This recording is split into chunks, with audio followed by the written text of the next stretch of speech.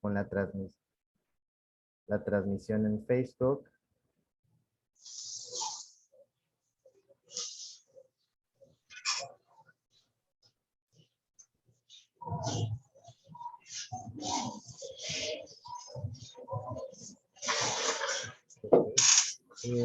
Si gustan, adelante, ahora sí, Ricardo, ya empezamos el evento y te dejo la moderación.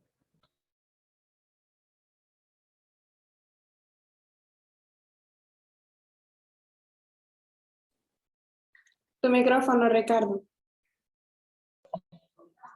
Ya está, discúlpenme. Buenas tardes a todas y a todos. Antes que nada, pues agradezco a todas las personas que nos acompañan en Zoom y en la transmisión vía Facebook. Yo soy Ricardo González, soy presidente de Paso Verde, de una organización ambiental mexicana.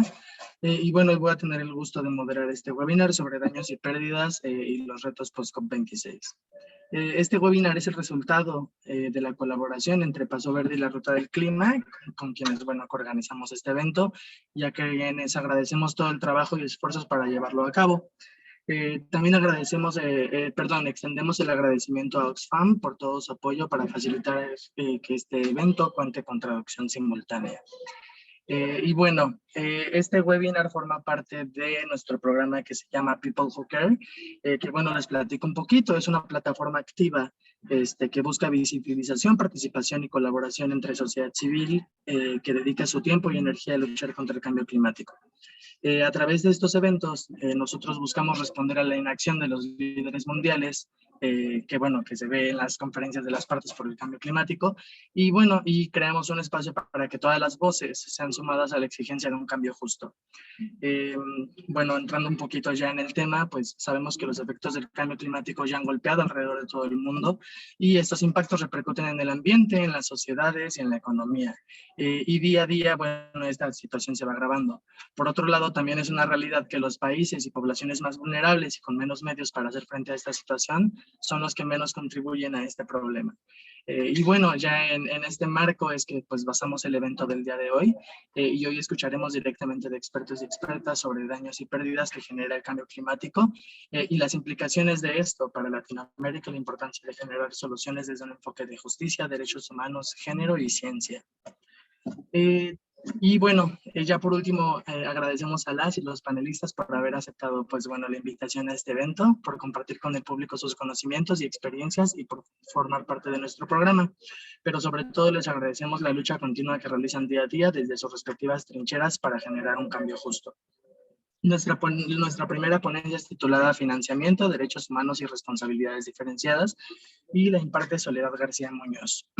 Soledad es abogada feminista y tiene una amplia experiencia de litigio nacional e internacional. Es diplomada en estudios avanzados en derechos humanos por la Universidad Carlos III de Madrid, con suficiencia investigadora obtenida en el programa de doctorado de la misma casa de estudios. En septiembre de 2017 asumió el cargo de relatora especial sobre derechos económicos, sociales, culturales y ambientales. Redesca, ¿no? Y bueno, muchas gracias por acompañarnos el día de hoy, Soledad. Bienvenida y te cedo la palabra. Muchísimas gracias, Ricardo, por tu introducción y por las palabras tan significativas que nos has compartido, ¿verdad? Desde la sociedad civil, que ciertamente tiene un rol fundamental en la región, en el combate del cambio climático y en la protección del derecho a un medio ambiente sano. Muchísimas gracias a la Ruta del Clima, a Oxfam, a Paso Verde y acá en Latinoamérica por invitarme a compartir este espacio. Como saben, y si no aprovecho a contarles, la Relatoría Especial sobre Derechos Económicos, Sociales, Culturales y Ambientales, REDESCA, de la Comisión Interamericana de Derechos Humanos, es la segunda relatoría especial creada por la Comisión en toda su historia y tiene como mandato principal asesorar a la Comisión Interamericana de Derechos Humanos, como saben, el órgano principal de la OEA para promover y proteger los derechos humanos en todas las Américas, en los temas que abarcan los DESCA, y así también promover la protección de estos derechos en el marco del sistema interamericano desde una perspectiva de indivisibilidad e interdependencia. Y estos dos conceptos son muy importantes también cuando hablamos de cambio climático, cuando hablamos de pérdidas y daños. porque ciertamente es un conjunto de derechos, como también un conjunto de colectivos humanos especialmente vulnerabilizados, los que ven especialmente también de manera diferenciada sus derechos expuestos debido a los daños y pérdidas debido a las consecuencias que el cambio climático tiene para sus vidas, para sus derechos. En esa medida, desde el mandato, el cambio climático es un tema que está en el centro de nuestra acción, es una línea estratégica de acción prioritaria, que además no llamamos solo cambio climático, sino que nos gusta denominar como emergencia climática, porque ciertamente estamos ante una emergencia cuyo impacto en los derechos humanos es evidente, y de manera particular también nos preocupa en la Redesca cómo impacta en el derecho humano al agua. Entendemos que la crisis climática es una crisis de derechos humanos, como también una crisis hídrica, que requiere un enfoque de derechos con perspectiva de igualdad de género y de interseccionalidad, pero un enfoque de derechos no declamativo, sino un enfoque de derechos que se despliegue en la práctica, en las políticas públicas y, por supuesto, en el financiamiento. Este enfoque de derechos es aún más necesario, si cabe, cuando esta emergencia transcurre junto con una pandemia que ha venido a agigantar también las brechas de la desigualdad en el mundo, y ni qué decir en las Américas, tristemente conocido como el continente más desigual del planeta. Por ello que es importante reconocer el nexo entre cambio climático y derechos humanos.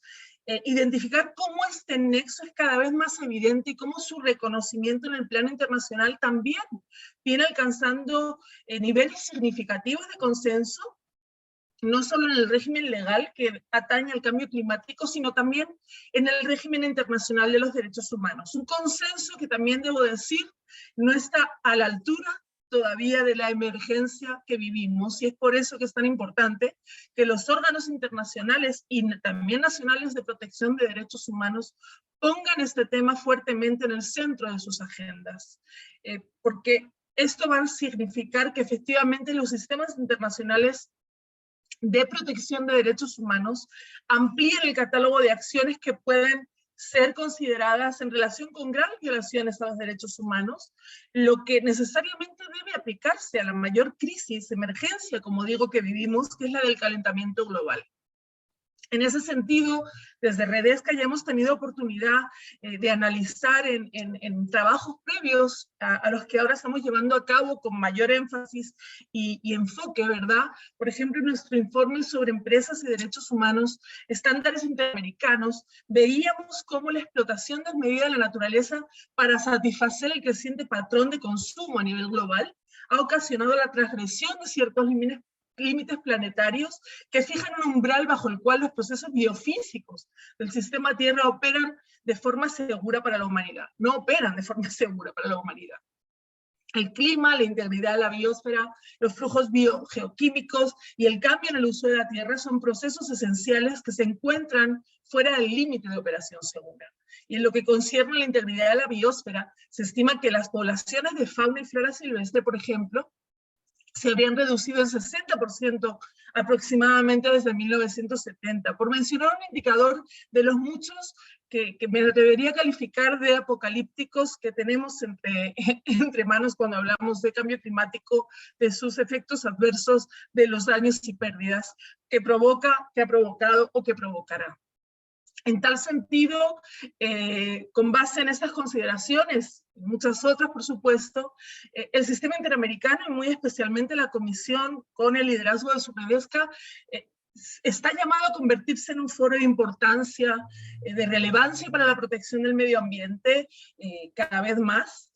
Ya hemos tenido precedentes muy importantes, tanto de la Comisión como de la Corte Interamericana de Derechos Humanos, por ejemplo, con la opinión consultiva número 23, en el que declara a la Corte firmemente la autonomía y justiciabilidad del derecho al medio ambiente sano, reconocido en el artículo 11 del Protocolo de San Salvador y 26 del Pacto de San José de Costa Rica, o la sentencia Lacajonta versus Argentina, donde también la Corte declara la responsabilidad de un Estado por violar el derecho a un medio ambiente sano. Y en esa misma línea es que también la Redesca, como la primera relatoría y como el primer mandato del sistema que expresamente trae la A de ambientales a sus competencias de una forma muy clara, muy reconocible. Buscamos también ayudar a actualizar los contenidos del derecho para que tenga consonancia con la realidad de la región,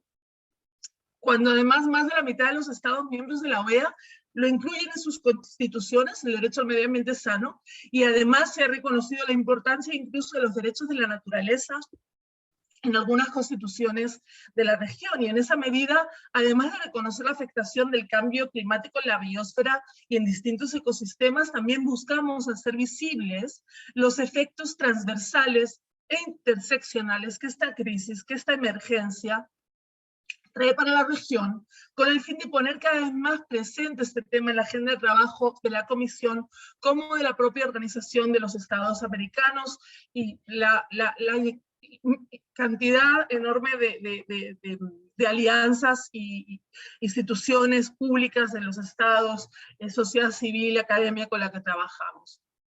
Por ese motivo también, que en este segundo periodo de mandato, el desarrollo de nuevos estándares sobre cambio climático y particularmente en relación con el derecho humano al agua es de la más alta prioridad, como les digo, y estamos de hecho desplegando cada vez más labores de monitoreo sobre este tema, inclusive a partir de nuestro informe Empresas y Derechos Humanos, que es uno de los primeros, si no el primero, que precisamente se refiere al contexto del cambio climático como uno de los de mayor preocupación en el ámbito de empresas y derechos humanos, sentando estándares interamericanos en la materia.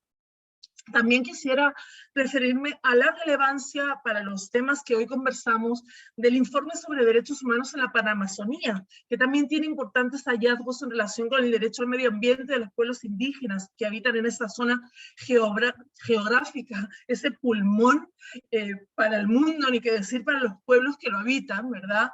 Y que nos preocupa tanto en la Comisión y en la Redesca en cuanto a los impactos originados por el cambio climático, que por supuesto son una realidad cada vez más presente y más fuerte en las Américas, y que además afectan de manera desproporcionada a los pueblos indígenas, por cuanto impactan tanto sus ciclos vitales como los de los ecosistemas en los que habitan, y eso afecta directamente a la vida digna de los pueblos indígenas, que por otra parte deberían ser nuestros guías, nuestros maestros, ¿verdad? Los guardianes de la tierra, como se dice en muchas de sus cosmovisiones, al orientar nuestros esfuerzos. Así que no quisiera dejar de reconocer también muy especialmente la importancia que tiene esos actores que si bien no contribuyen a las emisiones, como otros que tienen el poder transformador,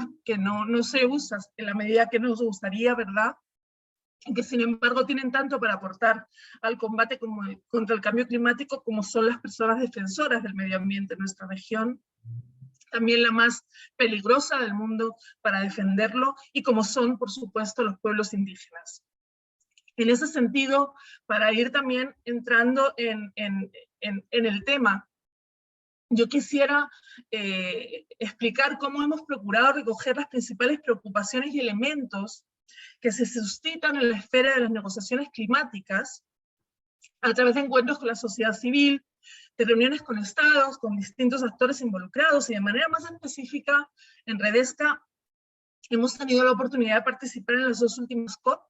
Hemos podido de esa forma ampliar el debate sobre la implementación de una acción climática desde un enfoque de derechos humanos. Hemos puesto nuestra voz también al servicio de ese mensaje, tanto en el plenario de la COP25 como en la COP26, mediante un comunicado de prensa conjunto con la Comisión Interamericana de Derechos Humanos, porque entendemos que la implementación de ese enfoque es imprescindible, toda vez que incluso los proyectos de mitigación y adaptación apoyados por los fondos climáticos, tienen la posibilidad de socavar una serie de derechos humanos, como por ejemplo el derecho a la vida, a la vivienda, a la alimentación, la salud, la autodeterminación, la información, la participación o el derecho a la reparación de violaciones de esos derechos. Y esos riesgos pueden manifestarse tanto durante las fases de planificación, de construcción, de explotación o mismo en el desmantelamiento de los proyectos. Por eso, reivindicamos y que es deber de los estados garantizar que las consecuencias sociales y medioambientales del cambio climático no socaven el disfrute de los derechos humanos y que las acciones relacionadas con el clima apoyen su realización. Para ello, los estados tienen que garantizar que se asignen recursos adecuados para apoyar las estrategias nacionales sobre el cambio climático basados en los derechos humanos. Y en ese sentido, uno de los aspectos fundamentales que desde Redesca hemos observado en estos debates es la responsabilidad que tienen países que emiten grandes cantidades de gases de efecto invernadero frente a otros que no contribuyen a la misma cantidad y que se ven enormemente afectados por el calentamiento global. Y en la región, por ejemplo, tenemos una especial preocupación por los países del Caribe o por los países de Centroamérica y México, identificando que esta emergencia climática también está conllevando a pasos agigantados un drama humano y humanitario que nos preocupa pues, al mismo nivel que se nos está visualizando, ¿verdad? Por tanto, también es súper importante, y el título de la conferencia que me pidieron compartir lo tiene en su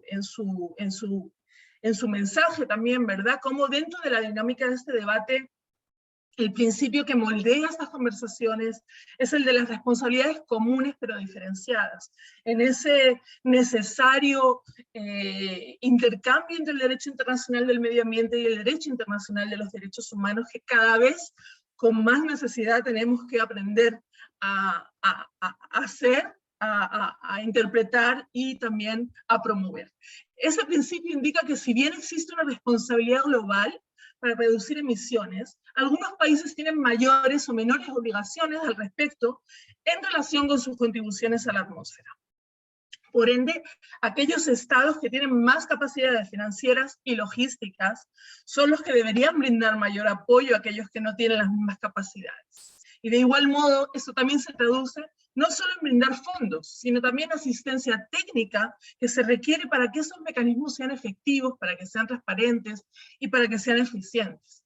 Y desde Redesca vemos con cierta preocupación, o con bastante preocupación, que los resultados de la última COP todavía prevalece una brecha sustantiva que permita movilizar los recursos que hacen falta para estos objetivos. De manera específica, por ejemplo, notamos que el primer informe del Comité Estándar de Finanzas sobre las necesidades de los países en desarrollo estableció que las necesidades de adaptación se mencionaban con mayor frecuencia en los informes oficiales de los países en desarrollo, especialmente en el sector de la agricultura y en el sector del agua. Y en concreto la Comisión Global de Adaptación identificó una necesidad de financiamiento de la adaptación de 1.8 trillones de dólares entre 2020 y 2030. Sin embargo, notamos que aunque el Pacto Climático de Glasgow reconoce la necesidad del financiamiento de la adaptación, enfatizando la necesidad que países en vías de desarrollo, espero que se me escuche a pesar de la sirena, o voy a esperar que pase la sirena para proseguir. Gracias. Decía que notamos cómo el Pacto Climático de Glasgow reconoce la necesidad del financiamiento de la adaptación, enfatizando la necesidad que países en vías de desarrollo cuenten con los compromisos para el financiamiento de proyectos. Y también saludamos que en el marco de la COP26 se haya dado un compromiso de 413 millones de dólares por parte de los estados parte del convenio marco para el Fondo de los Países Menos Desarrollados. Sin embargo, no podemos dejar de observar que ese compromiso no cumpliría, pero ni de lejos, la meta de llegar a los 100.000 millones anuales a partir del 2020 para estos estados. Y es bien preocupante que los mayores compromisos financieros vengan además de sectores de filantropía, de empresas, de sectores de la banca global, y no de compromisos de los propios estados soberanos. Y por eso que todos los esfuerzos que podamos ayudar a implementar en la medida de financiar los compromisos climáticos son pocos, son procesos que además deben realizarse bajo parámetros de inclusividad, de transparencia, de participación efectiva. Y en ese sentido, en Redesca venimos trabajando en una ruta estratégica que nos permita también desarrollar y clarificar los estándares del sistema interamericano en relación con la temática, para lo cual hemos elaborado una resolución que la Comisión aprobó a fines del año pasado y que estamos prontos a hacer pública, a lanzar, porque creemos que realmente va a ser una herramienta, o esperamos que sea una herramienta de calado y de importancia para los esfuerzos que se hacen en el continente en esta materia, tanto para los estados como para la sociedad civil y todas y todos quienes tenemos un compromiso, ¿verdad?, con ayudar a que esta emergencia pues deje de ser tal emergencia. Y en ese sentido abarcamos estos temas desde la justicia climática, desde la justicia intergeneracional, enfatizando cómo las obligaciones estatales en materia de derechos humanos, en lo relativo a las políticas fiscales y económicas, deben serlo para transiciones justas. Y en esa línea también entendemos, y esta es otra línea de acción prioritaria de mi mandato, que las políticas fiscales y económicas son mecanismos que deben promover la garantía de todos los derechos humanos, particularmente de los DESCA, siendo indispensables que los sistemas impositivos de los estados sirvan como un mecanismo de financiamiento precisamente para la adaptación climática. En concreto, el tema de las pérdidas y daños es crucial y no se puede dimensionar bien sino con enfoque de derechos, con enfoque de igualdad de género. No podemos tampoco obviar que las mujeres son las grandes afectadas, como suele suceder por esta emergencia. Y como tiene dicho el IPCC desde 2014, ningún país va a escapar a los efectos del calentamiento global, sin que tengamos tampoco una real dimensión ni de los daños evitables, ni de los que ya ha generado el cambio climático, por lo que, por un lado, es fundamental contar con más información sobre los futuros impactos del cambio climático, los límites de la adaptación, para crear políticas que ayuden a evitar esos impactos negativos cuando sea posible, y para hacer frente a las pérdidas y los daños residuales cuando se generen. Para todo esto es indispensable poner los derechos de la gente, especialmente de los colectivos en mayor situación de vulnerabilidad, en el centro del análisis, en el centro de todas las medidas, y es en ese esfuerzo que estamos comprometidos desde Redesca, y que apelamos a que en el marco de los mecanismos de financiamiento climático, los estados busquen generar marcos institucionales que permitan obtener fondos permanentes para el financiamiento de pérdidas y daños causados por el cambio climático. Y particularmente que estas iniciativas se enfoquen en dotar a las personas que más han sido afectadas desproporcionalmente de recursos para mitigar los impactos. Lo dejo por acá, les agradezco muchísimo su atención y de verdad que un gusto compartir este espacio con todos y todas. Muchos saludos. Muchísimas gracias por todas las importantes aportaciones que nos hiciste, Soledad. Y pues bueno, recordarle a todos quienes nos escuchan que habrá sesión de preguntas y respuestas al final de toda la sesión. Pueden ir escribiendo sus preguntas con la herramienta de preguntas de quienes están aquí en Zoom y en los comentarios en el Facebook Live, por favor. Y pues bueno, entonces pasamos al siguiente tema. Y este sería la discusión sobre pérdidas y daños en las COPs y las implicaciones para la región. Imparte Adrián Martínez Blanco y bueno, les doy una breve reseña sobre él. Es candidato a doctorado en la Universidad de Eastern Finland, máster en Medio Ambiente, Desarrollo y Paz, investigador en Participación Ciudadana, Derechos Humanos, Daños y Perjuicios y Derecho Climático Internacional. Adrián es director y fundador de la Ruta del Clima. Muchas gracias, Adrián. Pues bueno, te cedo la palabra. No, más bien muchísimas gracias a todas y todos por acompañarnos hoy. Siempre es un placer poder estar hablando de daños y pérdidas en el contexto latinoamericano, especialmente porque para muchas de nuestras comunidades este es un tema que es esencial y que lastimosamente no ha estado en la agenda política de nuestra región y no está en la agenda política de la comunidad internacional ni dentro de la Convención Marco. Es algo que apenas se está desarrollando y que no responde en escala o en urgencia a las necesidades que tenemos en los territorios. Creo que uno de los puntos que cuando estuve pensando qué podía hablar sobre la COP26, pues bueno, todos y todas podemos ir y leer, hay grandes reportes que nos resumen cuáles han sido pues lo que se desarrolló, y podemos hablar del diálogo de Glasgow sobre daños y pérdidas y financiamiento que se terminó acordando. Pero antes de entrar en eso, creo que lo más importante es reconocer que el proceso de negociación, por más que lleva su propia lógica en la COP26, por medio de la presión de la sociedad civil y de la colaboración de algunos gobiernos, se logró priorizar el tema de daños y pérdidas, y se intentó que el proceso de negociación calzara con la realidad. Y eso se hizo por medio de las iniciativas que tuvieron los países del sur global y de en desarrollo, de tratar de que la decisión de Glasgow pues se tomara en cuenta la creación de una facility de daños y pérdidas, una instancia donde realmente se financiara el tema de daños y pérdidas, porque no existe financiamiento para este tema. Lastimosamente, por oposición de países desarrollados, pues esto fue eliminado del texto de la decisión de Glasgow, y pues lo que quedó fue pues un diálogo sobre financiamiento que estaremos viendo este año. Sin embargo, la necesidad de que exista esa facility existe, todavía es algo que está en discusión y que no debemos dejar pasar, porque son los recursos que necesitamos para que nuestras comunidades y para que nosotros mismos y nosotras mismas podamos responder a los impactos del cambio climático que vivimos y que, como nos mencionaba doña Soledad, pues afectan directamente nuestro bienestar y los derechos humanos.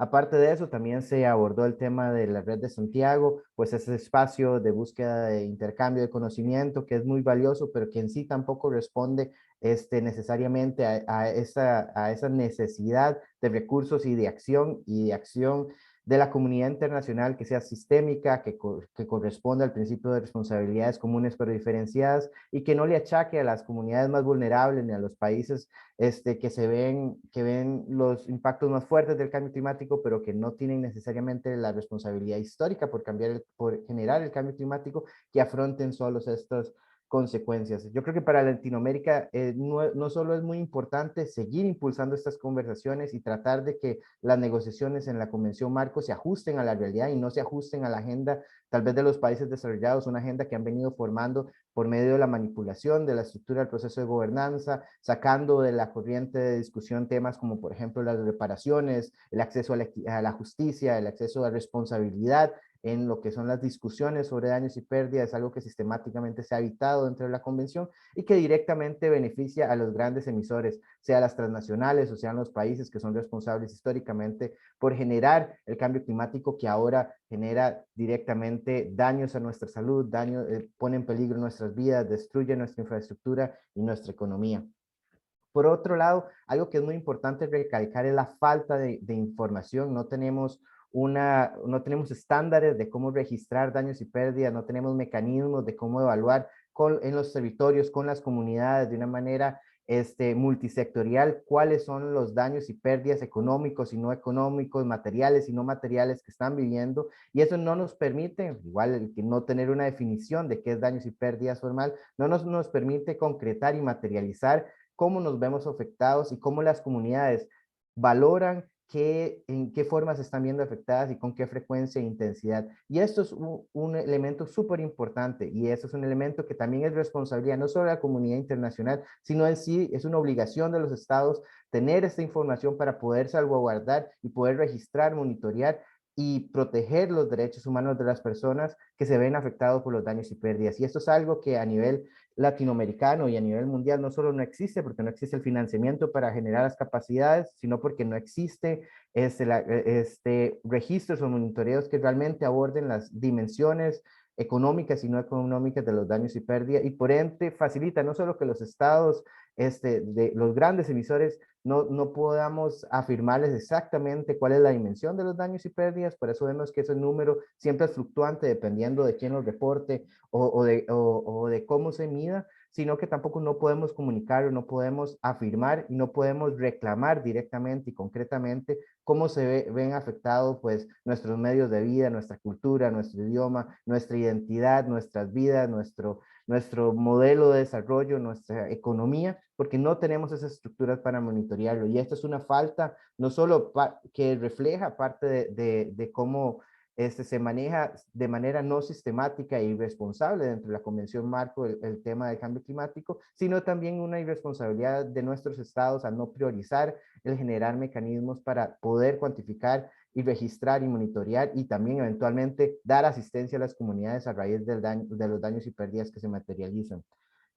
Creo que eso es algo esencial que debemos reclamar, no solo lo que mencioné al principio de toda esta reivindicación política, sino esas estructuras de monitoreo y de evaluación conjunta con las comunidades, porque para poder participar dentro de los procesos de gobernanza necesitamos información, necesitamos poder realizar una participación informada sobre los impactos que tienen los daños y pérdidas en nuestras vidas, en nuestras comunidades, y para eso ocupamos procesos estandarizados, procesos de evaluación, y necesitamos reclamar pues lo que ahora sabemos y que reconocemos de manera general como nuestros derechos de acceso, en tanto los daños y pérdidas, en tanto son elementos básicos para la gobernanza de esa problemática y también para resguardar nuestros derechos humanos, y esa es una obligación estatal.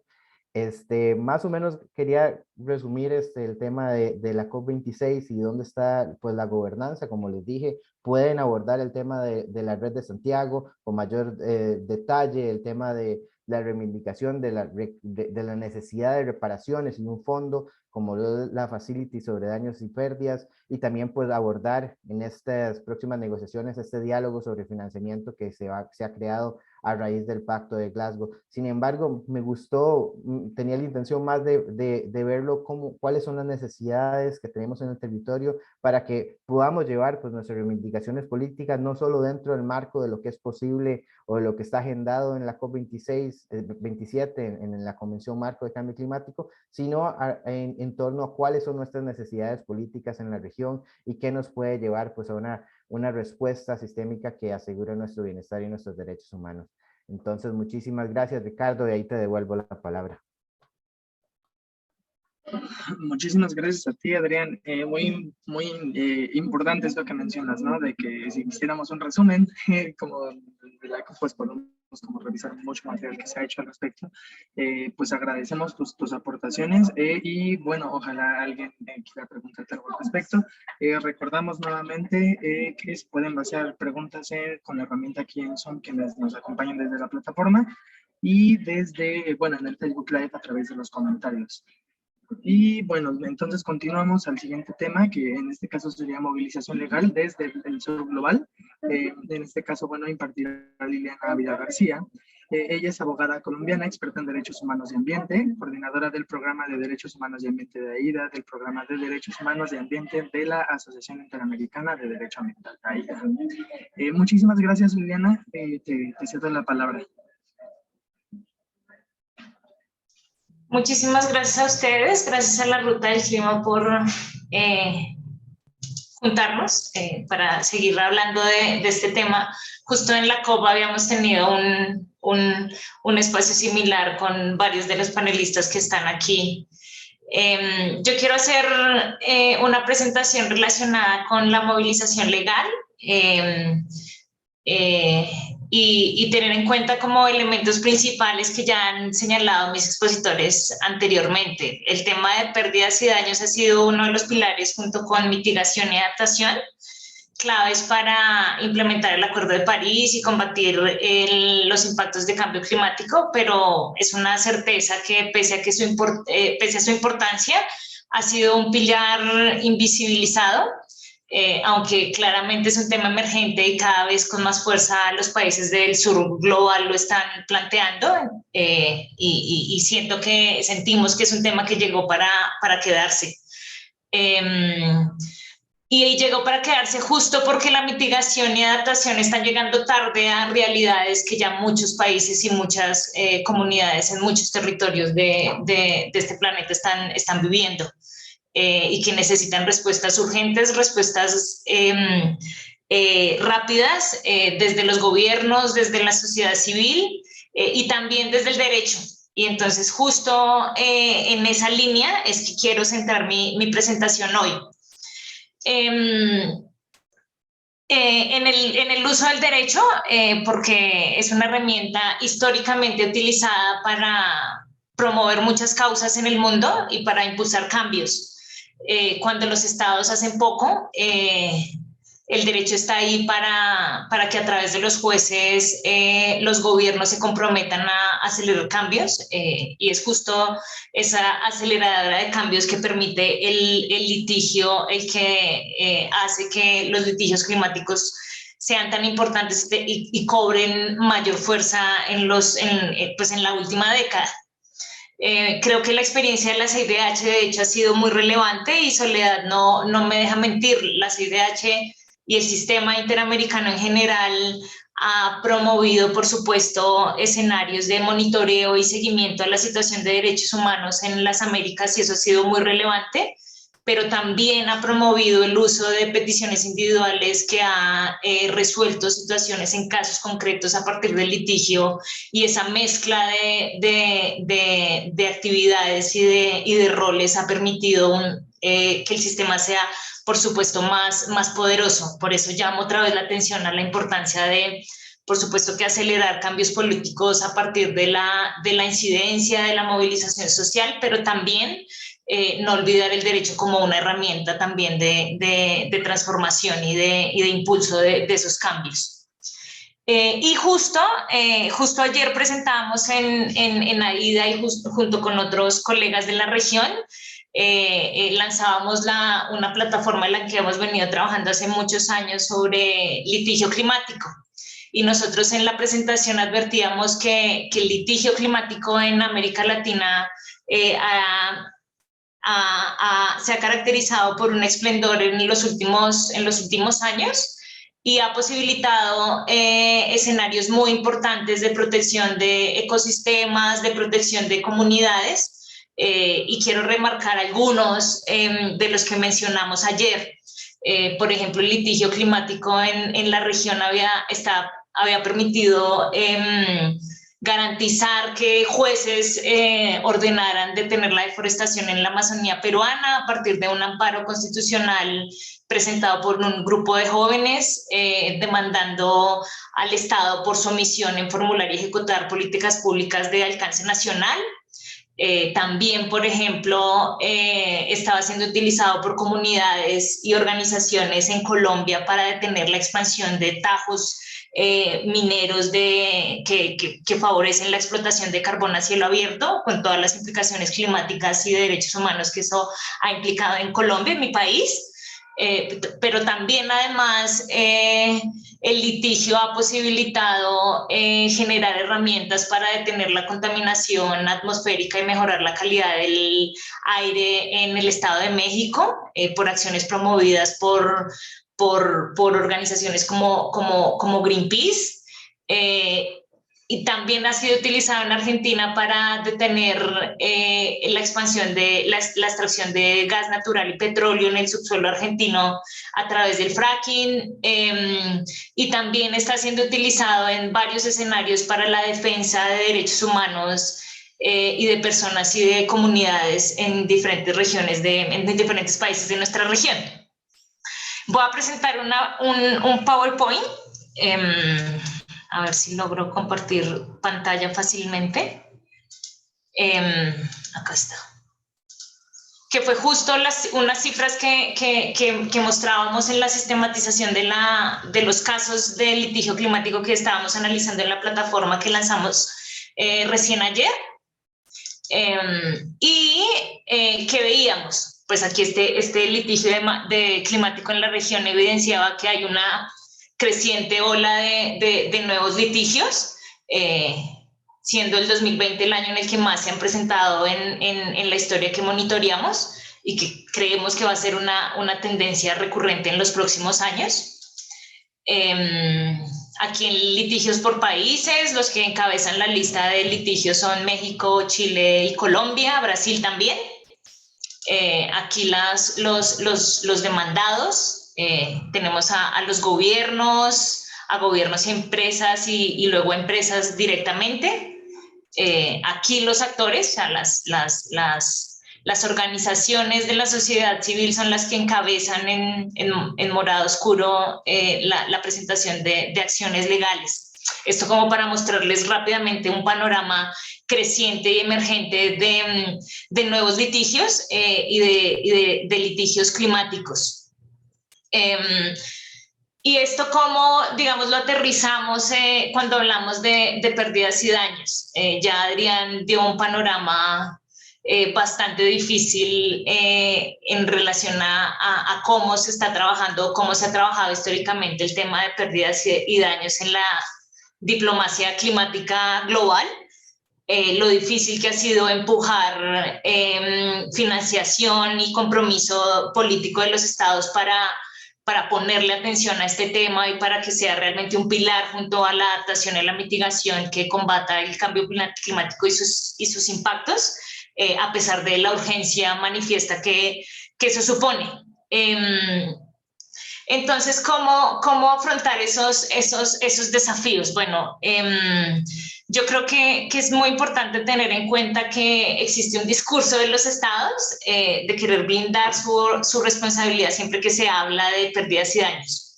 Y de evidenciar un temor a que este tema se siga promoviendo y restringir cualquier avance en la materia con cláusulas de hecho específicas que señalan o que implican que referirse a pérdidas y daños no tiene o con esa actuación no están reconociendo ninguna responsabilidad.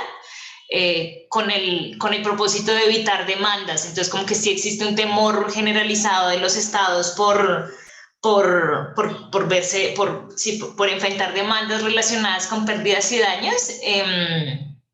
Y esta es una reflexión como bien importante que la sociedad civil, que desde la sociedad civil estamos llamados a hacer y a impulsar también en nuestros discursos, que tiene que ver con que los litigios se están presentando y se van a seguir presentando. El hecho de que los gobiernos no quieran impulsar sus compromisos en materia de pérdidas y daños por temores a recibir demandas realmente no va a impedir que eso siga pasando.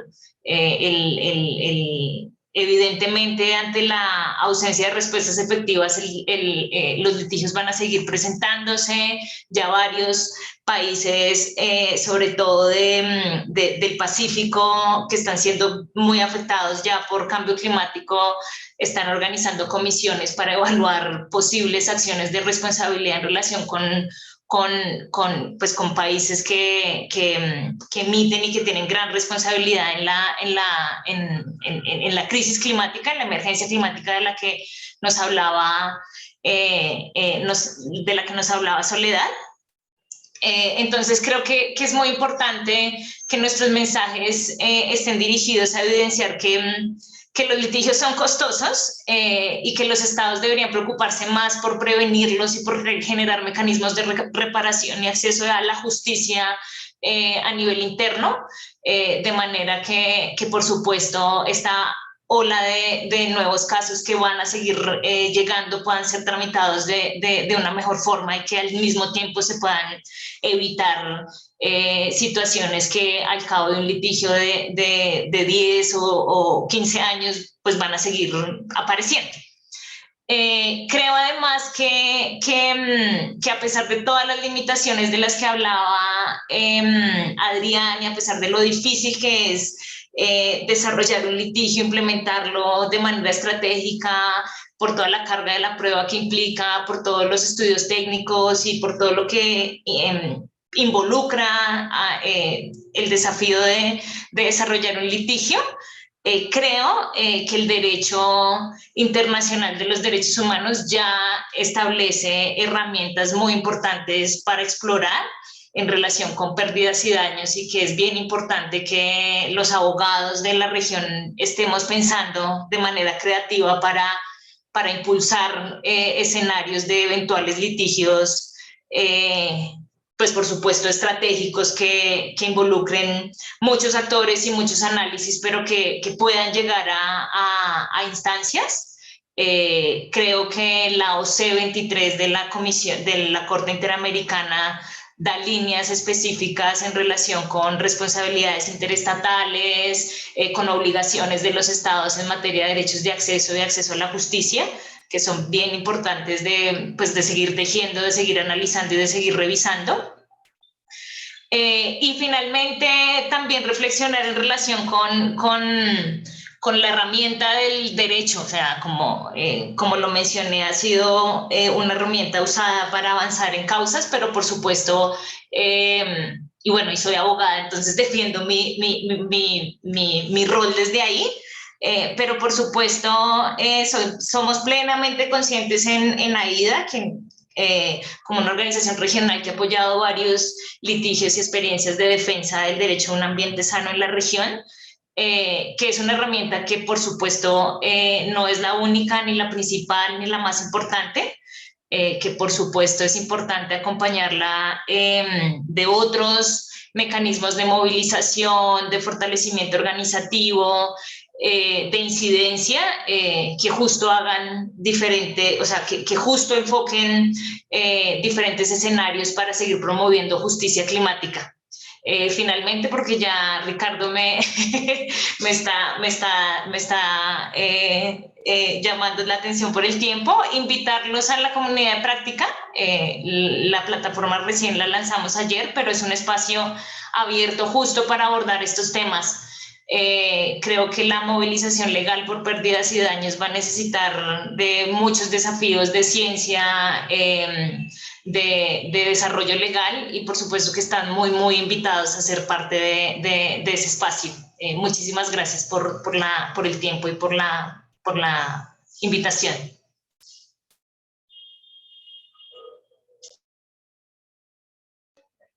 Muchas gracias, Liliana. No, justo a tiempo, no te preocupes por eso. Gracias por tus aportaciones y bueno, el placer es nuestro de tenerte aquí. Y pues bueno, para continuar con la agenda, entonces vamos al siguiente tema, que sería pues la importancia de la perspectiva de género, impartido por Andrea Padilla Moreno. Ella es educadora en derechos humanos, ecofeminista y activista para la defensa de los derechos humanos, derechos de las mujeres y de la naturaleza. Cree firmemente que luchas socioambientales en la región no pueden alzarse en justicia climática y justicia de género. Bueno, te cedo la palabra, Andrea. Muchísimas gracias por acompañarnos. Hola, Ricardo. Muchas gracias. Bueno, y precisamente el tema de género realmente es bastante complejo, ¿verdad? Es todo un desafío como poder articular las ideas principales y su vínculo con el clima.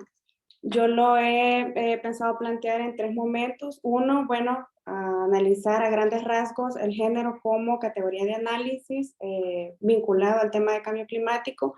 En un segundo momento, bueno, evidenciar, ¿verdad?, cuáles son esos impactos diferenciados que el cambio climático está generando en las mujeres para ver cómo se traduce de forma concreta esos impactos de género. Y por último, bueno, estamos hablando de cuáles son esos retos, ¿verdad? Entonces plantear algunos de ellos.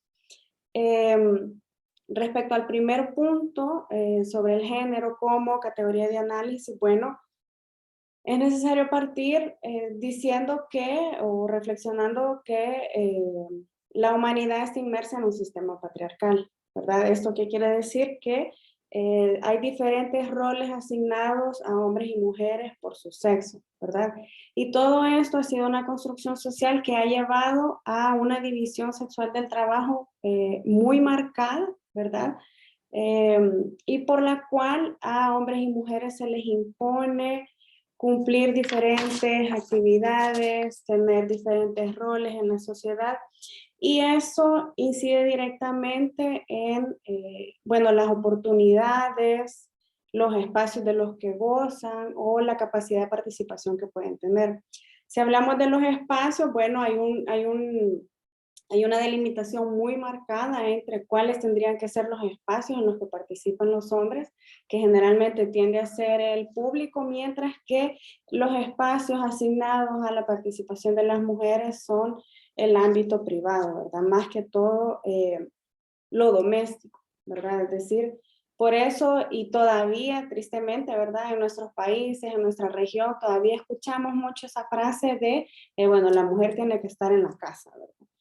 Eso incide también directamente en las oportunidades de las que las mujeres pueden gozar, ¿verdad? Es decir, siendo relegadas a este espacio privado, al espacio doméstico, entonces ellas no pueden participar en procesos de toma de decisión, ¿verdad? Y esto se da en diferentes escalas, desde el ámbito comunitario, ¿verdad?, hasta, y más adelante también voy a mencionar algunos datos, hasta estas grandes esferas, digamos, de espacios de negociación climática como es la Comisión Marco. Bueno, y esto también afecta la participación que mujeres puedan tener, ¿verdad? Pero hablamos de una participación activa, es decir, con voz y voto, ¿verdad? Y esto también, esa asignación de roles y de espacios afecta también directamente la asignación o el acceso a recursos a los que las mujeres pueden acceder, ¿verdad? Y esto, bueno, esto muchas veces nos lleva a que en diferentes iniciativas, programas, políticas, los recursos son asignados para dinamizar estas políticas sin una perspectiva de género. Entonces, eso muchas veces implica que se dejen de lado, que se ignoren por completo las necesidades y las demandas básicas, pero también las estratégicas de las mujeres, ¿verdad? Entonces vamos viendo cómo esto va, digamos, generando un efecto cascada, ¿verdad? Y bueno, esto es lo que va creando una brecha, ¿verdad? Es decir, esa distancia que nos separa a hombres y mujeres de la tan anhelada igualdad, ¿verdad? Entonces, digamos, esto en términos generales sobre el género como categoría de análisis. En segundo lugar, sería bueno, digamos, cómo aterrizar en cómo ahorita el cambio climático tiene esos impactos diferenciados en hombres y mujeres a partir de eso que hemos venido analizando, ¿verdad? Entonces, parte de las afectaciones más sentidas en Centroamérica por todos los efectos del cambio climático, podemos destacar tres, ¿verdad? Una, el acceso al agua o el derecho humano al agua. La segunda, todo el tema de agricultura, ¿verdad? O el derecho humano a la alimentación. Y el tercero, podríamos mencionar también, bueno, todo el tema de desastres. Y que esto se va cruzando, digamos, o se va volviendo un poco más complejo por todo el tema de la pandemia, que es una realidad que tenemos y que duramente estamos atravesando, sobre todo en nuestras sociedades, ¿verdad? Entonces, por ejemplo, si hablamos sobre los impactos del cambio climático en torno al acceso del agua, conocemos muy bien que esto incide directamente en la disponibilidad de agua, ¿verdad? Entonces, no solo en la cantidad, sino también en la calidad. Por este mismo rol que se le ha impuesto a las mujeres en el hogar, ellas son las principales responsables de garantizar, digamos, este vital líquido a sus hogares.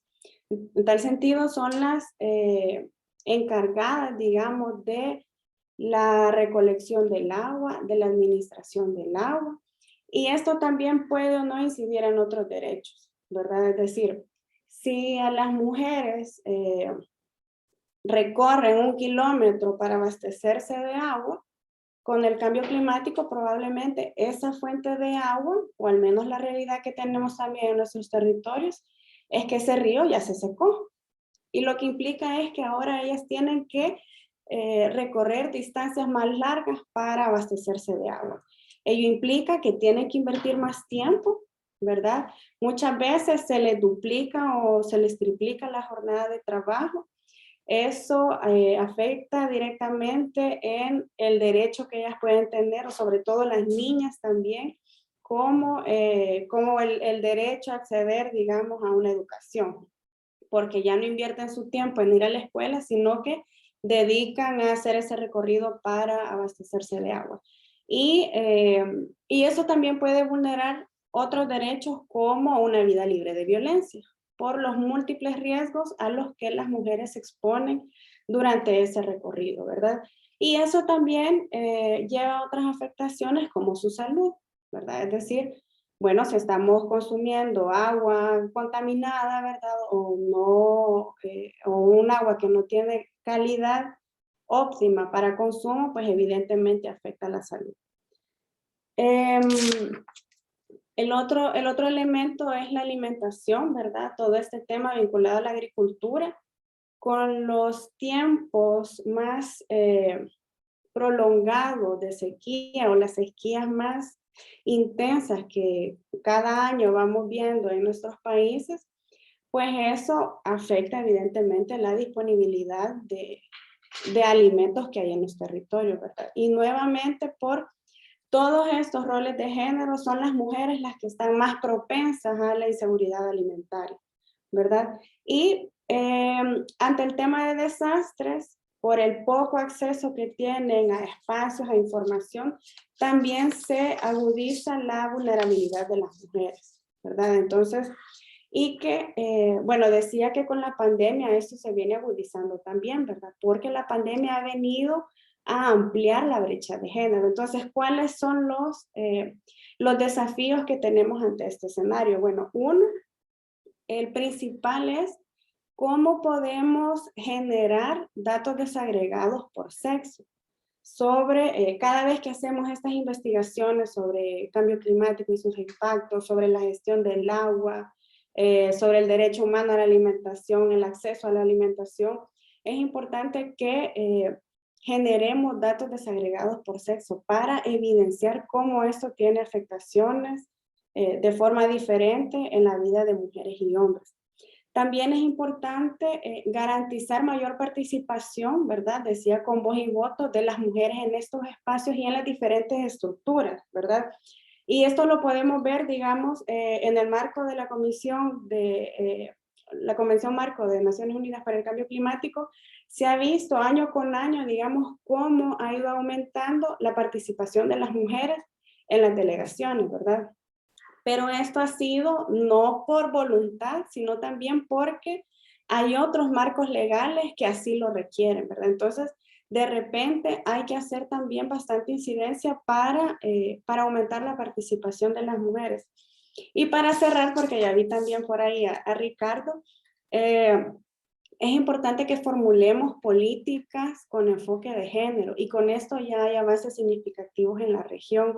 Países como Brasil, Paraguay, Costa Rica, ya tienen, por ejemplo, en su GNDC, consideraciones literales para incorporar el tema de género. Entonces, esto es importante porque si no concretizamos esto en estas políticas, corremos el riesgo de seguir ampliando la brecha de género con estas acciones, ¿verdad? Entonces, bueno, a grandes rasgos decía, así podríamos vincular el tema de género y cambio climático, y pues yo me quedo por aquí, Ricardo.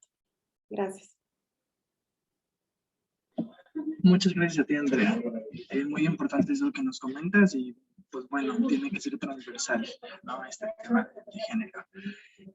Y pues bueno, para continuar, en este caso, va a ser el tema Perspectivas a futuro para el activismo, imparte Felipe Andrés Fontecilla Gutiérrez. Él es licenciado en Ecología Humana de College of the Atlantic de Estados Unidos.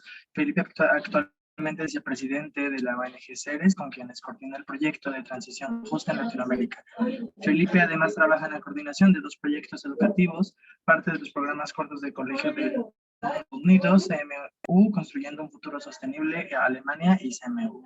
Muchísimas gracias, Felipe. Te cedo la palabra.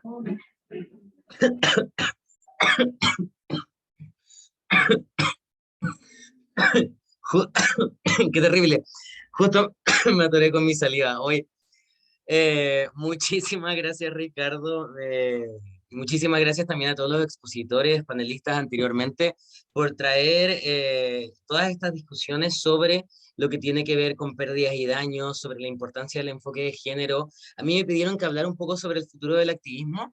Y antes de partir conversando un poquito sobre qué es lo que hemos aprendido en los últimos años sobre los activismos, los movimientos por la justicia climática y también la institucionalización de los activismos, me gustaría comenzar haciendo un pequeño comentario de lo que está comentando Andrea hace un minuto, ya que creo que hay una conexión súper importante entre los movimientos sociales que se conectan a través de la justicia climática y que también contribuyen a la construcción de este argumento sobre por qué es importante incluir una perspectiva de género en políticas climáticas, tanto a nivel local como a nivel regional como a nivel global.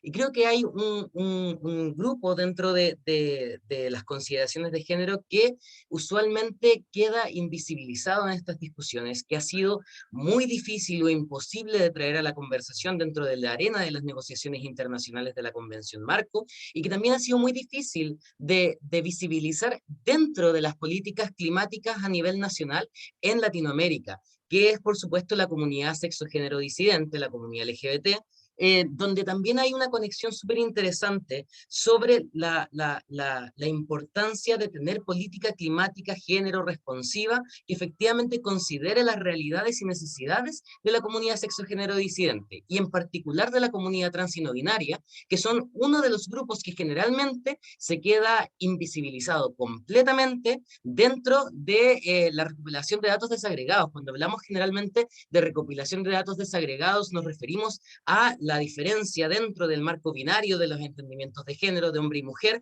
pero obviamos o invisibilizamos a todo lo que sucede dentro del espectro no binario, dentro de la comunidad transgénero, que sabemos hoy en día, gracias a la pandemia, que efectivamente las crisis sanitarias, las crisis globales, profundizan todas las desigualdades, incluyendo las desigualdades que experimenta la población sexo-género disidente, todo lo que tiene que ver con el estrés de las minorías, todo lo que tiene que ver con la pérdida de empleos, con la falta y carencia de empleabilidad en un primer espacio, etcétera. Y creo que es súper importante que cuando enmarquemos la discusión de política climática con enfoque de derechos humanos, de política climática con enfoque de género, incluyamos a la población sexo-género divergente, a la comunidad LGBT, porque también nos vemos como una de las comunidades que vamos a ser primeramente impactadas por la falta de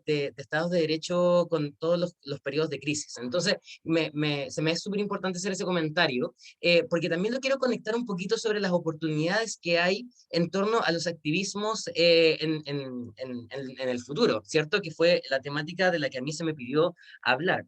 Y creo primero que todo que nosotros en los últimos años hemos visto un avance súper importante en la articulación del movimiento juvenil medioambiental, en el recambio generacional que ha habido un poco en lo que son los movimientos medioambientales, en lo que son los movimientos por la justicia climática, y los impulsos que le han dado los jóvenes a nivel mediático a la crisis climática. Y creo que ahí hay una oportunidad súper interesante, ya que hemos visto también cómo en ciertos lugares los jóvenes han estado no solamente haciendo ruido en las calles, sino que además se han ido articulando para que toda esa movilización social que han conseguido generar se traduzca efectivamente en política. Y a mí me parece súper interesante comentar un poquito sobre lo que hemos estado experimentando aquí en Chile. Si bien ahí Ricardo contaba que yo había estudiado en College of the Atlantic en Estados Unidos, hoy en día me encuentro viviendo en Chile, que es donde nací y crecí, y el Centro de Estudios de la Realidad Social está basado también en Chile. Y nosotros hemos estado trabajando durante los últimos años con jóvenes, colaborando, aportando y apoyando a distintos movimientos juveniles para que puedan ir levantando sus proyectos climáticos.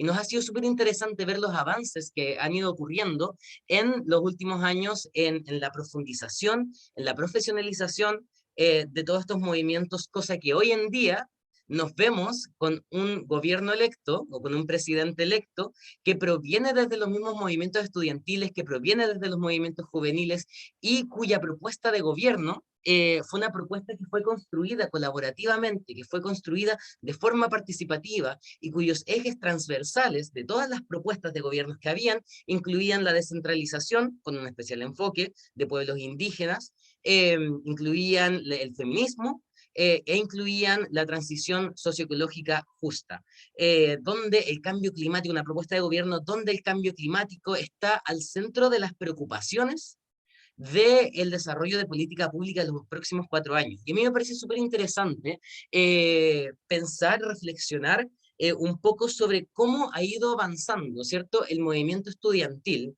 que en esta nueva ola, o en esta ola más contemporánea, comienza el 2006 con el movimiento Pingüino en Chile, que es un movimiento que congregó masas a nivel nacional de estudiantes que salieron a las calles a demandar igualdad de condiciones en la educación, y que hoy en día se convierte en una propuesta de gobierno transformador que consiguió suficientes votos para salir electo gobierno, y que hoy en día tiene la posibilidad de generar cambios transformadores en nuestras matrices económicas, en nuestro modelo de desarrollo, en nuestras matrices energéticas, en nuestras matrices políticas, y que la verdad es que me parece súper interesante, tal vez incluso siquiera como un grito de esperanza para decir: nosotros que llevamos años trabajando en esto, las generaciones que vienen previo a mí, las generaciones que vienen previo a las generaciones de mis padres, metidos o involucrados en los activismos, ¿cierto? En los activismos por el clima o por la justicia climática, en los activismos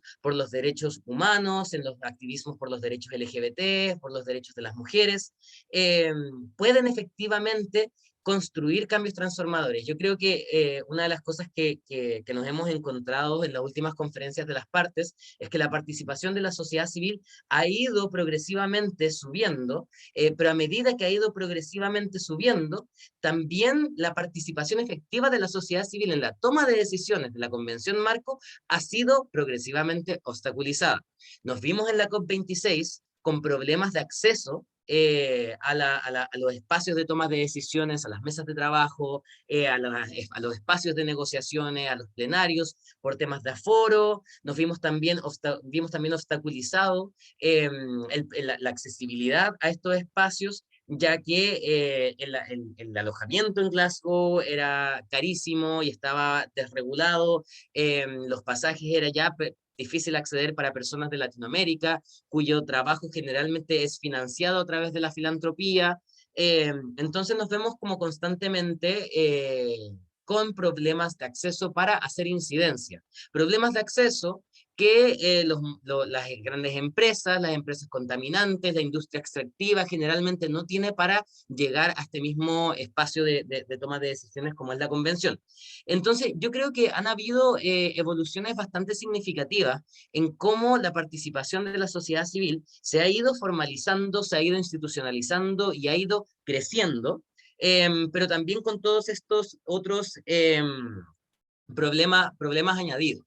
Yo siento que cuando hablamos de resiliencia, ¿cierto? Cuando vemos que hay grupos, que son los grupos históricamente marginalizados, históricamente vulnerados, históricamente violentados, como lo son la comunidad LGBT, como lo son las mujeres, como son los pueblos indígenas, como lo es el pueblo afrodescendiente, también empezamos a ver estrategias, ¿cierto?, de resistencia, estrategias de resiliencia, que necesitan ser estrategias innovadoras, estrategias esperanzadoras y estrategias movilizadoras que nos permitan a todos articularnos para generar cambios profundos, tanto en materia de política pública, pero también en articulación social que nos permita hacer los trabajos de base, los trabajos desde los territorios. Y creo que ahí hay mucho que nosotros podemos continuar aprendiendo de todos estos otros movimientos. Me falta también ahí el movimiento sindical, que también han jugado un rol tremendo, por ejemplo, en el trabajo que se hace en torno a la transición justa. Mucho que nosotros podemos aprender y mucho que nosotros podemos articular. Y creo que es súper importante tener esa consideración, ya que hoy en día hemos visto cómo la materia climática se ha convertido en una preocupación principal de muchos de estos otros movimientos, y cómo nos hemos comenzado a articular, o cómo hemos comenzado a generar espacios de articulación que desbordan los movimientos medioambientales tradicionales y que incluyen, ¿cierto?, bajo el alero de la justicia climática, la inclusión de todas estas otras luchas. Yo veo, y en las palabras de Asad Rehman, veo la lucha por la justicia climática como la lucha de todas las luchas. La profundización de las desigualdades efectivamente va a hacer que todos quienes hemos sido en algún momento víctimas de la desigualdad, nos veamos primeramente impactados. Nosotros lo vemos aquí en Chile, por ejemplo, con el tema de la escasez hídrica, lo vemos con los temas de las zonas de sacrificio, donde a pesar que han habido muchos avances, aún siguen, continúan existiendo y continúan siendo perpetuados.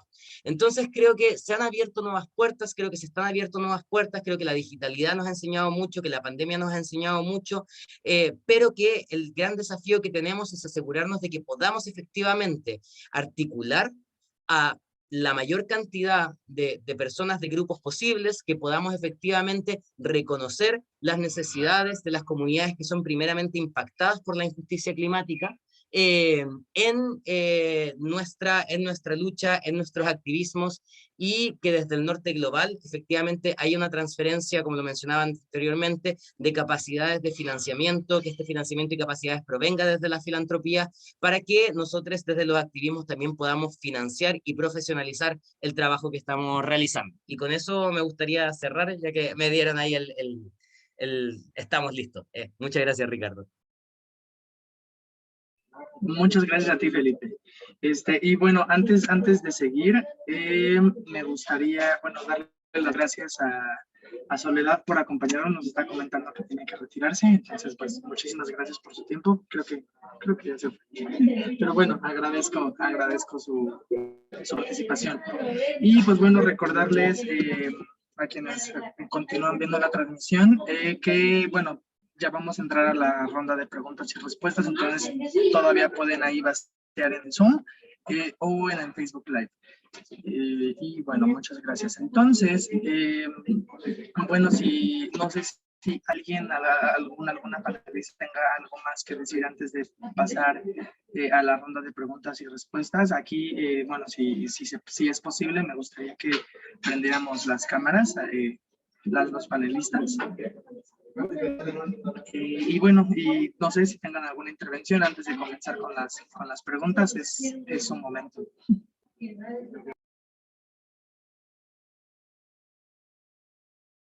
Bien. De mi parte, no, más bien muchísimas gracias a todas y todos por estar acá, pero si gustas podemos pasar a las preguntas. Bien, empecemos.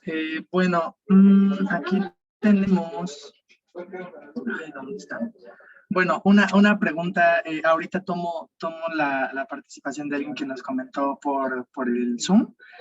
Ahorita voy a empezar con una pregunta que, bueno, pensamos desde este lado, que son, ¿qué factores, cómo debería abordarse la evaluación y el monitoreo de las pérdidas y daños en nuestros países?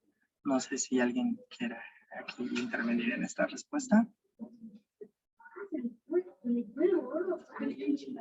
Yo con mucho gusto quisiera aportar. No, yo creo que uno de los temas que me parece muy importante, y creo que lo hemos visto con el trabajo de campo que ha estado haciendo la ruta del clima últimamente, es que hay, como no existe una metodología de trabajar con las personas, con las comunidades y evaluar qué es lo que está pasando y pedirles su opinión. Dejamos por fuera muchas dimensiones de los daños y pérdidas que estamos sufriendo, especialmente, por ejemplo, lo podemos ver en el tema de identidad o de cultura o hasta de idiomas o bienes, por ejemplo, culturales, que se ven afectados con el tiempo, especialmente por los efectos tal vez de manifestación lenta que tiene el cambio climático, pues vamos perdiendo tal vez hasta medios de alimentación, fuentes de alimentación que se pierden, tradiciones que se dejan hacer, y pues no nos damos cuenta, especialmente porque muchas de estas situaciones se dan en comunidades vulneradas, que no tienen el tiempo tal vez para meditar o que de por sí las instituciones y nosotros mismos no tomamos el tiempo pues ver hacia atrás de qué es lo que estamos viviendo, cómo nos ha transformado el cambio climático. Y eso es muy importante poderlo cuantificar y también aun cuando sean pérdidas materiales, poder determinar qué es lo que es importante a las personas, qué es lo relevante y como mencionaba Andrea y Felipe, cómo nos afecta de manera diferenciada. Y en eso no solo los datos desagregados son relevantes, sino las perspectivas diferenciadas que tienen las personas sobre sus vivencias. Y eso es algo que no existe una plataforma para monitorear, para de manera participativa y comunal abordar qué implican las diferentes dimensiones de los daños y pérdidas. Y eso es algo que debería desarrollarse y es algo que se ha planteado en diferentes momentos, pero que debemos recalcar la importancia que las comunidades, que las personas, y no solamente los técnicos haciendo cuantificaciones económicas de los daños, sino las personas siendo partícipes de qué implica los daños y pérdidas en sus vidas, en todas sus dimensiones, en todas sus perspectivas y de manera diferenciada. Muchas gracias, Adrián. Andrea, por favor, te cedo la palabra. Gracias. Sí, yo precisamente quisiera como destacar la importancia de la interseccionalidad, ¿verdad? Porque muchas veces, es decir, aquí hemos abordado algunas de las categorías de análisis, ¿verdad? Pero este tema es rico de verdad para el análisis si contemplamos las diferentes categorías, las diferentes aristas de opresión, ¿verdad? Decía, aquí hemos hablado sobre género. Podríamos hacer un análisis muy profundo también sobre el tema de etnia, raza, vinculado a los pueblos originarios, juventud, edad. Entonces, yo creo que es importante, digamos, como salir también de esa caja que generalmente nos meten, ¿verdad? De repente todavía hay mucho colonialismo en nuestros países, ¿verdad? En nuestra región. Entonces, rescatar toda esa riqueza cultural que tenemos en los territorios. Y creo que eso es estratégico para visibilizar los impactos reales que el cambio climático y los daños y pérdidas tienen en nuestra región. Adelante, muchas gracias, Andrea. ¿Puedo yo? Sí. Como para complementar rápidamente a partir de la experiencia de Aida, claro, estos enfoques de los que habla Adrián y Andrea son bien importantes y también son importantes para construir experiencias de reparación, de mitigación, de cómo abordar los daños y pérdidas y cómo una comunidad específica se sentiría o reparada o remediada o cuáles son los caminos que debería implementarse en términos de política para garantizar los derechos que han sido vulnerados. O sea, creo que estos enfoques generales son importantes, pero sí es necesario tener una perspectiva de terreno que involucre las diferentes aristas y que, por supuesto, centre en las personas las respuestas. Muchas gracias, Liliana. Aprovecho rápidamente una pregunta que es direccionada hacia ti, aprovechando pues tu participación. Dice, muchas gracias por las excelentes presentaciones. Una pregunta para Liliana. ¿Cómo ves el rol del litigio estratégico transnacional para buscar la responsabilidad de empresas del norte global por los daños y pérdidas relacionados con cambio climático en Latinoamérica? Gracias. Y no sé si, yo sé que está como complicado, pero no sé si puedes darnos como una respuesta pues lo más corto posible, también como para ya ir cerrando, por favor. Sí. Gracias, Liliana. Mira, yo creo que hay datos bien importantes para enmarcar esa respuesta. Ya se han identificado como drivers, o sea, como los principales empresas que son responsables de las emisiones. Y también hay información de que estas mismas empresas han ocultado por décadas los impactos de cambio climático y sus consecuencias en el ambiente, en los ecosistemas del mundo. Y yo creo que esos datos sí son bien importantes para considerar la idea que nos plantea la pregunta. O sea, yo sí creo que a este camino sí debemos llegar y las cortes deben estar abriendo esas posibilidades a partir de litigios y los movimientos sociales deben estar impulsando esos escenarios porque sí creo que es un punto de llegada bien importante en esta acción climática. Bien, rapidísimo. Muchísimas gracias, Liliana. Y pues bueno, ya nos quedan 8 minutos, entonces me gustaría pues ir cerrando. En esta ocasión, bueno, Adrián, no sé si podrías, por favor, apoyarnos con unas últimas palabras respecto a todo el evento. Sí, no, bueno, de parte de la Ruta del Clima quisiera agradecerles a todos y todas, especialmente a las panelistas y a las personas que nos han acompañado durante esta hora y media, a la colega que está haciendo interpretación en inglés, muchísimas gracias por su aporte y por acompañarnos.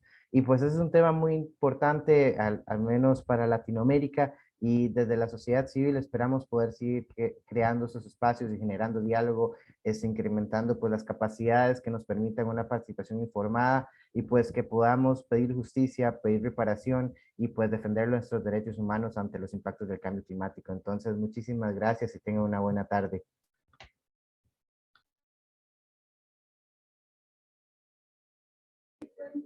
Bien, pues no queda más que agradecer también de parte de Paso Verde. Muchísimas gracias por todo su tiempo, por todas sus experiencias compartidas. Y pues bueno, sí, Felipe, tienes algo que decir, disculpa, adelante. Oye, a mí me gustaría, bueno, primero agradecer el espacio, pero muy chiquitito.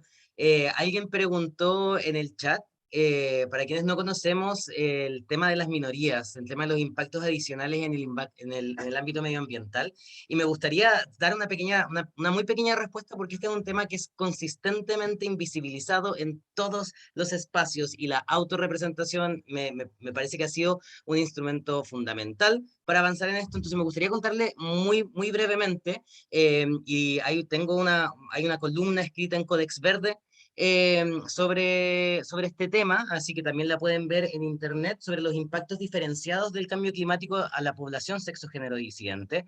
Y no es que tengamos impactos adicionales, es que el cambio climático profundiza las desigualdades ya existentes. Entonces, lo que sucede es que con los periodos de crisis, si no hay una protección efectiva de los derechos humanos, en particular o con especificidad de la comunidad LGBT, va a pasar lo mismo que sucede con otros grupos, y en particular nosotros, yo también formo parte de la comunidad, nos vemos mayoritariamente impactados en la pérdida de alojamiento, de residencia, ¿cierto? En la pérdida de acceso a la salud, en términos de pérdida de acceso a los empleos, y por supuesto cualquier crisis va a profundizar esto mientras no tengamos un sistema de protección de derechos. Entonces creo que es súper importante mirarlo desde la perspectiva de los derechos humanos, desde la perspectiva interseccional, para que efectivamente cualquier política que se desarrolle en torno a esta temática tenga una consideración, una consideración a la comunidad, para que efectivamente también podamos estar incluidos dentro de la conversación, que hoy en día no es algo que ocurra, ¿cierto? En términos de género todavía no tenemos una inclusión de la comunidad LGBT dentro de la política climática, tanto a niveles locales como internacionales. Entonces, no sabemos realmente, no tenemos datos de cómo nosotros vamos a vernos diferenciadamente impactados por el cambio climático, lo extrapolamos desde las otras crisis. Entonces, eso es parte de lo que nos falta, es parte de lo que nos falta también de ir desarrollando en el área de pérdidas y daños, ¿cierto? De tener estas consideraciones de respeto irrestricto de los derechos humanos, de las comunidades históricamente vulneradas y marginalizadas, y con especificidad latinoamericana. Eso. Rapidísimo, directo. Muchísimas gracias, Felipe. Disculpa que no te diera la palabra antes.